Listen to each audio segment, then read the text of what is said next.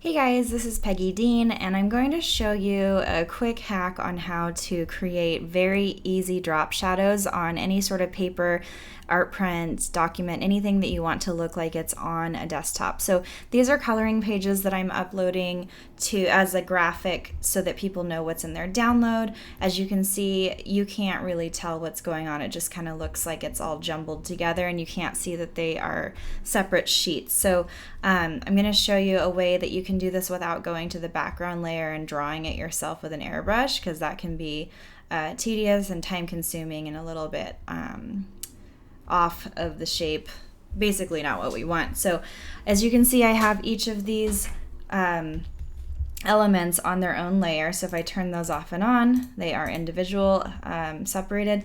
So I'm going to take my top layer here, it's just one of my first image. I'm going to drag it down to create a new layer, and to do that, it's this little icon on the bottom right that looks like a piece of paper with the corner folded up. So when I drag it down, instead of just creating a new layer, it's duplicating that exact layer that I was on. So now that I have a duplicate, I'm going to lock this layer by pressing this little grid here that's like gray and darker gray, and that's going to lock it. You'll see this lock symbol come up on that layer. Make sure that I'm on my color black. I'm going to my brush tool, so that's B on my keyboard. I've already got it selected, and I'm just going to hover over and create a completely black box. And then I'm going to take this layer and drag it underneath the previous layer. Unlock the layer, I don't need that locked anymore. And then I'm going to go to filter, and then to blur, and then go over to Gaussian blur. I don't know if that's how you pronounce it, but you're gonna know what I mean. Okay, so once I do this, then I can change the radius. I can drag it right here, or I can just enter on my keyboard what I want. So I'm picking 10. Now you can see that what's happened is it has blurred that layer enough to where it's feathered out the edges. So now it looks like there is a shadow, which is super convenient because that's what I'm after. So I'm going to press OK. So now that's applied, and I can move that layer. I'm going to press transform because as I'm selected that layer, let me rewind. If I try to drag that layer, even though I'm on it, Photoshop's gonna think I'm trying to manipulate this layer that's on top of it, since that's what I'll grab. I could try to grab the edge of this, actually. There we go, I'll do that.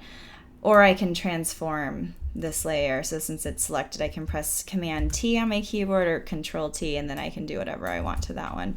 But anyway, just to grab it, you just want to grab that layer. So I'm going to drag it to where I want it. I can create as much of a shadow or as little as a shadow as I want with those settings, but then I can also decrease the opacity so it's not so intense. So that's when I'm going to go over to my opacity on the right here, and I'm going to enter, let's go 70. So that just softens it a little bit. Maybe I could go even lighter at 50. And that's it. So I'll show you, I'm going to walk through the next layer. I'm going to drag it down to the bottom here, lock it, go to my brush tool, whoops,